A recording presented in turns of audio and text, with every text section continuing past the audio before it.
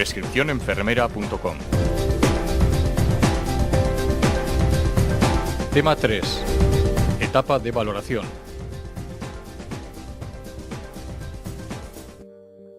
La primera fase del proceso de atención de enfermería se corresponde con la valoración. Esta es el proceso organizado, planificado, sistemático y continuo de recogida de datos objetivos y subjetivos sobre el estado de salud del paciente, familia o comunidad, y las respuestas humanas que se originan ante ellas. La recogida de datos será continua durante todo el PAE, y deberá abarcar no solo la esfera física del paciente, sino también la psicológica, sociocultural y espiritual. Los profesionales de enfermería deben tener una serie de competencias para poder valorar correctamente a un paciente, como son conocimientos científicos, habilidades metodológicas y técnicas, comunicación eficaz, capacidad de síntesis y análisis. Los tipos de valoración.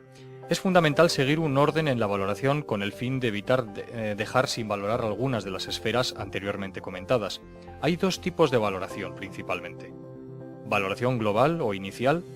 Este tipo cubre todas las expectativas de valoración enfermera con el fin de determinar el estado de salud de la persona, familia o comunidad.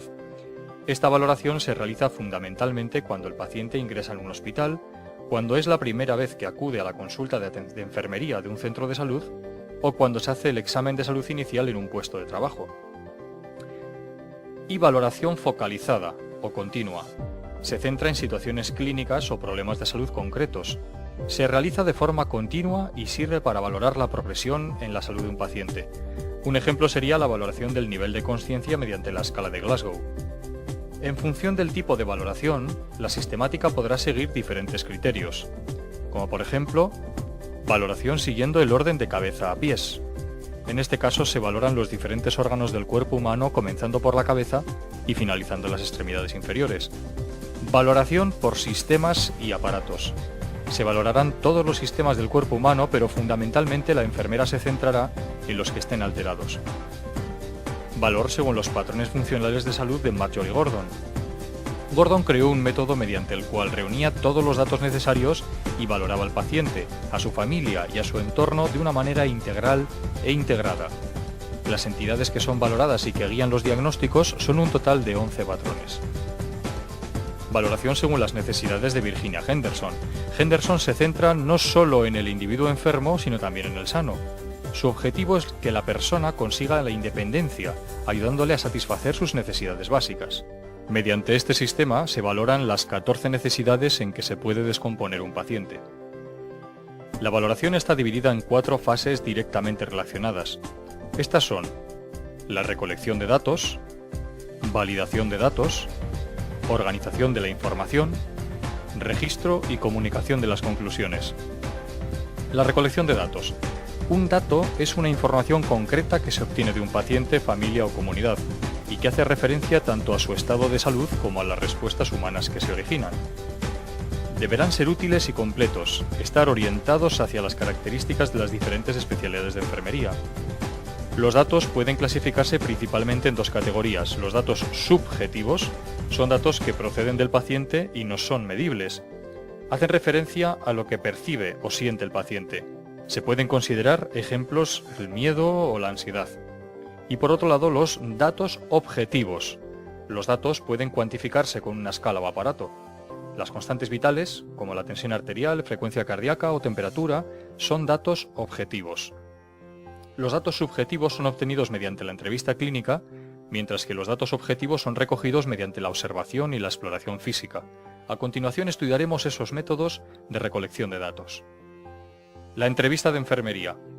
Es una técnica fundamental para la enfermería, no solo para obtener los datos subjetivos de la salud de nuestro paciente, sino como medio para establecer una relación mutua de confianza. En ella se mezcla el aspecto interpersonal y el aspecto técnico, al crearse una relación de ayuda entre la enfermera y el paciente. Hay 2 tipos de entrevistas. La entrevista formal. En este caso la comunicación tiene un propósito específico, que no es otro que el de completar la historia clínica del paciente. Y la entrevista informal, que es la conversación que se produce durante la ejecución de las intervenciones de enfermería y que permite crear el vínculo de confianza mutuo.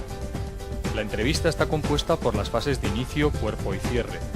En la fase de inicio, la entrevista comienza con una fase de acercamiento o aproximación que se dirige hacia la creación de un ambiente favorable de comunicación, comenzándose a crear una relación interpersonal.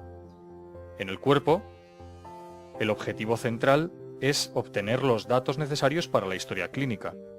El paciente expone su motivo de consulta, mientras que la enfermera intenta ampliar esta información siguiendo un patrón estructural de valoración, como es el caso de los 11 patrones funcionales de Marjorie Gordon o el modelo de las 14 necesidades básicas de Virginia Henderson. Y el cierre, que es la última fase de la entrevista, sirve para que el paciente ratifique con la ayuda de la enfermera los datos más importantes. Esta etapa da pie a la planificación de los resultados e intervenciones de enfermería. Los principales tipos de entrevistas según su estructura son la entrevista estructurada y dirigida, en la que la enfermera sigue un guión previamente elaborado sin dar opción al paciente de explicarse libremente, la entrevista semiestructurada o semidirigida, que en este caso la enfermera sigue un guión pero en determinadas preguntas deja hablar libremente al paciente, y la entrevista no estructurada o libre, en la que el paciente puede hablar con total libertad. Para que mediante una entrevista consigamos los datos de salud necesarios para la historia clínica, no sirve solo con tener experiencia, sino que además es necesaria la habilidad de crear una relación interpersonal terapéutica. Para ello habrá que desarrollar una buena comunicación, tanto verbal como no verbal. Habitualmente se tiende a dar más importancia a la parte verbal de la comunicación, pero hay que tener en cuenta que la mayor parte de la información que se conserva se adquiere de forma visual. La enfermera entrevistadora tendrá que tener las siguientes habilidades: calidez, que es la proximidad emocional entre la enfermera y el paciente, fundamentalmente se adquiere con el lenguaje no verbal, una postura sosegada, el tono de voz bajo, mirada directa. También la empatía. En el caso de la entrevista, la empatía es la identificación mental y afectiva de la enfermera con el estado de ánimo del paciente. No solo basta con ponerte en el lugar del paciente, sino que además es necesario transmitir al paciente esta cercanía emocional. Respeto. La enfermera debe transmitir al paciente que su problema de salud le preocupa y que siempre se tendrá en cuenta su opinión, a la hora de elegir los resultados que se puedan conseguir, así como también con las intervenciones o cuidados de enfermería a realizar. Concreción, que es la utilización por parte de la enfermera de un lenguaje que sea comprensible para el paciente. Asertividad, entendida como la capacidad de la enfermera de expresar con claridad y libertad su punto de vista sobre un problema de salud del paciente dentro de los límites y contexto apropiado. En términos más comprensibles, la asertividad se puede explicar como decir lo que es correcto y apropiado en un momento determinado, con el fin de evitar un error. La enfermera tiene que aprender técnicas de asertividad, ya que si transmite poca convicción al paciente puede disminuir la capacidad de ayuda. Las siguientes reglas pueden ser de utilidad para realizar una entrevista clínica. Evitar preguntas demasiado generales. No plantear preguntas sobre temas poco comprensibles para el paciente. Utilizar preguntas abiertas en temas demasiado personales. Valorar la utilidad de realizar preguntas control. Las preguntas serán claras y adaptadas al nivel cultural del paciente. Las preguntas nunca pondrán al paciente a la defensiva. El orden de las preguntas debe ser natural, es decir, el propio cariz de la entrevista irá sugiriendo el orden de la siguiente cuestión. La observación. Desde que el paciente entra por la puerta de la consulta de enfermería o desde el momento en que la enfermera entra por la puerta de una habitación de un paciente, la enfermera comienza a recoger datos provenientes de la observación. Estos datos provendrán de los sentidos, del entorno, así como de la interacción de ambos. Lógicamente, estos datos tendrán que ser confirmados o descartados a posteriori. La exploración física es el conjunto de procedimientos que realiza la enfermera tras realizar la entrevista clínica, con el fin de recoger una serie de datos objetivos o signos que corroboren o desmientan los datos subjetivos o síntomas que refiere el paciente. Las principales técnicas que realiza la enfermera en la exploración física son: por un lado, la inspección. Es el examen visual y global del paciente, que tiene como objetivo valorar la respuesta del paciente ante su estado de salud, discriminando las respuestas anormales en relación con las normales. En ocasiones, para realizar este examen visual es necesario contar con instrumental especializado. Esta técnica sirve para valorar el color, tamaño, forma del cuerpo, aspecto, movimiento, simetría e incluso las estructuras corporales, como por ejemplo una otoscopia.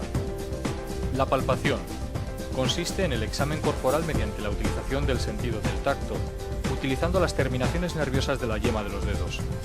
Primero se realizará una palpación ligera para detectar la textura, forma, temperatura, vibraciones y humedad de la piel, así como la movilidad de las distintas partes del cuerpo, y posteriormente, con una o dos manos, se realizará una palpación profunda. La enfermera extenderá la mano que guíe la exploración y colocará los dedos de la mano no dominante sobre la superficie dorsal de las uniones interfalángicas distales de los 3 dedos medios de la mano dominante. La palpación profunda servirá para determinar la posición, tamaño, distensión y movilidad de órganos abdominales. También será útil para detectar la presencia de pulsos periféricos y determinar la presencia o ausencia de dolor. La percusión es un método de exploración mediante el cual se golpea la superficie corporal con la intención de provocar sonidos audibles o vibraciones perceptibles. La percusión se podrá realizar directamente con los dedos sobre la piel o indirectamente golpeando un objeto que se encuentra en contacto con la piel. Los tipos de sonidos que se pueden apreciar son mate o sordo, aparecen los tejidos muy densos como el músculo o el hueso. Submate, es un sonido sordo producido por los tejidos densos como el corazón, hígado o bazo. Claro o resonante, que aparece cuando percutimos sobre el pulmón normal lleno de aire. En pulmones enfisematosos se puede producir lo que se denomina una hiperresonancia. Y timpánicos, que son sonidos parecidos al de un tambor. Se encuentra al percutir el estómago lleno de aire o un carrillo de la cara. La auscultación. La auscultación es un método de exploración que consiste en escuchar los sonidos que se producen en el interior del cuerpo. La auscultación puede ser directa poniendo el oído sobre el cuerpo o indirecta utilizando un estetoscopio. Se valorará el tono, la intensidad, duración y el timbre del sonido. Además de todas estas técnicas, se suele realizar un examen general que incluye la determinación del aspecto del paciente y su estado mental, la medición de los principales signos vitales y la determinación del peso y talla. Validación de los datos. La validación consiste en confirmar que los datos que se han obtenido son verdaderos. Esta validación se realiza de manera sencilla con los datos objetivos, ya que simplemente con la repetición de la medición tendremos el dato validado. En el caso de los datos subjetivos es necesario comprobar la veracidad de los datos preguntando a familiares o amigos, o mediante la reformulación de las preguntas más relevantes, evitando así interpretaciones erróneas de la información. Organización de los datos. En esta fase la información recogida será agrupada de tal manera que se facilite y oriente la etapa de diagnosis. Igual que en la recogida de datos existen diferentes maneras de organizar la información. Los sistemas más habituales para organizar la información y que serán explicados en el siguiente apartado son los patrones funcionales de Marjorie Gordon o las necesidades básicas de Virginia Henderson. La organización de los datos nos ayudará a ver qué datos son verdaderamente relevantes y cuáles no. Registro de la valoración. Los objetivos de un registro correcto de la valoración son: el registro es necesario, en primer lugar, como sistema de comunicación entre el personal sanitario. Al comparar la valoración inicial con los resultados obtenidos, se puede determinar la efectividad de los cuidados aplicados. Este hecho facilita la labor investigadora de las enfermeras, así como la correcta formación continua y universitaria. En caso de necesidad, el registro de la valoración y de todo el PAE servirá como testimonio legal. Para realizar un correcto registro de la valoración de enfermería, es recomendable seguir las siguientes normas según Lyer. Los datos deben estar reflejados de manera objetiva, sin realizar inferencias. En caso de incluir comentarios subjetivos del paciente, familia o comunidad, o de la propia enfermera, esta información deberá ir siempre entre comillas. Las interpretaciones que procedan de datos objetivos deben estar basadas en pruebas específicas y concretas. Se debe evitar utilizar términos generalistas como mucho, poco, normal, regular. Utilizaremos términos muy claros y concretos, describiendo de manera meticulosa los datos registrados. Los datos deberán ser registrados en un medio informático o escrito que sea permanente. Se debe utilizar solamente las abreviaturas de uso común. Se evitará cometer errores ortográficos. Aunque las conclusiones serán idénticas, la valoración se podrá realizar en base a diferentes criterios. Por ejemplo, desde la cabeza a los pies, por aparatos o sistemas corporales, por patrones funcionales de salud, los 11 patrones de Marjorie Gordon, o por necesidades básicas, en este caso las 14 necesidades básicas de Virginia Henderson. Los patrones funcionales de Marjorie Gordon. Los patrones funcionales son una serie de comportamientos comunes a la mayoría de las personas que contribuyen a su salud, calidad de vida y al logro de su potencial humano, y que se dan de una manera secuencial a lo largo del tiempo. La ventaja que tienen estos patrones de salud para realizar la valoración del paciente es que puede ser usada con independencia del modelo o teoría de enfermería elegida. El manejo de los patrones funcionales permite una valoración enfermera sistemática y planificada, con la que se obtiene gran cantidad de datos relevantes del paciente, tanto físicos, psíquicos, sociales como espirituales, de una manera clara y organizada, lo que facilita el análisis y la selección de los diagnósticos subyacentes. La valoración entendida por Marjorie Gordon se centra en 11 patrones independientes, pero interrelacionados. Los 11 patrones funcionales se denominan de la siguiente manera. Patrón 1. Percepción y manejo de la salud. Percepción por el propio individuo de la salud y el bienestar, así como el manejo de todo lo relacionado con su salud respecto a su mantenimiento o recuperación. Patrón 2. Nutricional y metabólico. Es la determinación de las costumbres de consumo de alimentos y líquidos en relación con las necesidades metabólicas del individuo y las posibilidades de disponibilidad de estos. Patrón 3. Eliminación. Descripción de la función excretora, tanto intestinal como urinaria y cutánea. Patrón 4. Actividad y ejercicio. Capacidad para la movilidad autónoma y la actividad. Patrón 5. Sueño y descanso. Hace referencia a los patrones de sueño, descanso y relax a lo largo del día. Patrón 6. Cognitivo y perceptual. Adecuación de las funciones visuales, auditivas, gustativas, táctiles y olfativas, así como la existencia o no de dolor. Capacitación cognitiva relativa a la toma de decisiones, la memoria y el lenguaje. Patrón 7. Autopercepción y autoconcepto. Determinación del autoconcepto y las percepciones de uno mismo. Patrón 8. Rol y relaciones. Descripción del papel o rol social. Patrón 9. Sexualidad y reproducción. Satisfacción o insatisfacción con la sexualidad y descripción del patrón reproductivo. Patrón 10. Adaptación y tolerancia al estrés. Capacidad para resistirse a las amenazas para la propia integridad. Formas de manejar el estrés, sistemas de apoyo familiares o de otro tipo y capacidad percibida para controlar y manejar las situaciones. Patrón 11. Valores y creencias. Descripción de valores, objetivos y creencias, incluidas las espirituales, que guían las decisiones y opciones vitales del individuo. Necesidades básicas de Virginia Henderson. Virginia Henderson centra su trabajo en la definición de la enfermería y su situación jurídica. Define las funciones y actividades que son responsabilidad de la enfermería. Se ve influenciada por los conceptos fisiológicos y psicológicos del ser humano, lo que le hace que tenga una visión diferente a otros modelos. La función principal de la enfermera se define como ayudar tanto al individuo sano como al enfermo a desarrollar las actividades que él mismo realizaría si tuviera fuerzas, voluntad o los conocimientos necesarios, ayudándole a conseguir su independencia lo más rápidamente posible. Por lo tanto, la enfermera cuida al paciente para mantener o recuperar la salud. Los nuevos conceptos que incluye Virginia Henderson en la enfermería son el individuo, no solo como un ente físico, sino también tiene en cuenta su esfera psicológica, social y cultural. El entorno.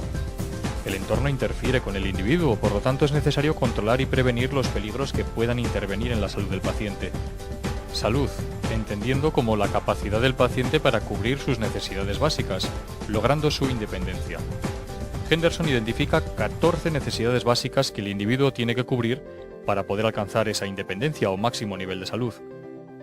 La enfermería debe ayudar a cubrir esas necesidades, a veces supliendo, otras veces educando para que el individuo alcance esas necesidades y así logre su independencia. A continuación se presentan las 14 necesidades que pueden ser valoradas, así como su definición. 1. Respira normalmente. Es la función vital mediante la cual el organismo absorbe el oxígeno y elimina el dióxido de carbono. 2. Comer y beber adecuadamente. Valora la necesidad del cuerpo para nutrirse e hidratarse correctamente con el fin de poder realizar las actividades básicas e instrumentales de la vida diaria. Las necesidades de alimentación e hidratación requeridas se determinarán en función a las características personales del paciente. 3. Eliminación de los desechos del organismo. Se valora el conjunto de procesos fisiológicos que permiten que los productos de desecho del organismo abandonen el cuerpo. Los métodos más habituales son la eliminación urinaria, fecal y la sudoración. 4. Movimiento y mantenimiento de una postura adecuada. La dinámica del cuerpo define el grado de independencia de cada persona para realizar las actividades básicas de la vida diaria. Los diferentes grados de limitación del movimiento, además de disminuir el nivel de independencia, pueden provocar alteraciones significativas sobre la salud. 5. Descansar y dormir. El sueño y el descanso son necesidades básicas de nuestro organismo, que favorecen una adecuada adaptación al de la persona a las actividades que realiza durante todo el día. 6. Seleccionar vestimenta adecuada, vestirse y desvestirse. La elección de la ropa adecuada para las circunstancias ambientales del entorno indica el grado de independencia del paciente en este campo. 7. Mantener la temperatura corporal. Aunque la temperatura corporal puede variar en función de una serie de factores externos e internos, el organismo debe siempre ser capaz de mantenerse entre los 36,5 grados y los 37 grados centígrados, independientemente del entorno ambiental en que se encuentre. 8. Mantener la higiene corporal y la integridad de la piel. Mantener una higiene corporal es un indicador indirecto del estado de salud del paciente, fundamentalmente relacionado con su grado de independencia. En esta necesidad también se tendrá en cuenta la integridad de la piel y las mucosas. 9. Evitar los peligros del entorno. Determina la capacidad del paciente para reconocer los peligros y riesgos asociados al entorno, con el fin de evitar sufrir un accidente relacionado con estos peligros. Comunicación y relación con los demás. Se tendrá en cuenta la capacidad del paciente para expresar emociones, necesidades, miedos y opiniones. Las enfermeras debemos prestar especial interés a la esfera social del paciente. 11. Valores y creencias. Las decisiones personales y la adaptación personal a la enfermedad están influenciadas en muchos casos por los valores, creencias o religiones de cada paciente. 12. La autorrealización. Las personas tendemos a sentirnos útiles o autorrealizados cuando desarrollamos una labor relacionada con la productividad y el reconocimiento social. 13. Entretenimiento y ocio. El entretenimiento favorece la salud física y psicológica de las personas. 14. Aprendizaje. La educación sobre cuestiones sanitarias mejora la capacidad de la persona para prevenir y adaptarse a la enfermedad.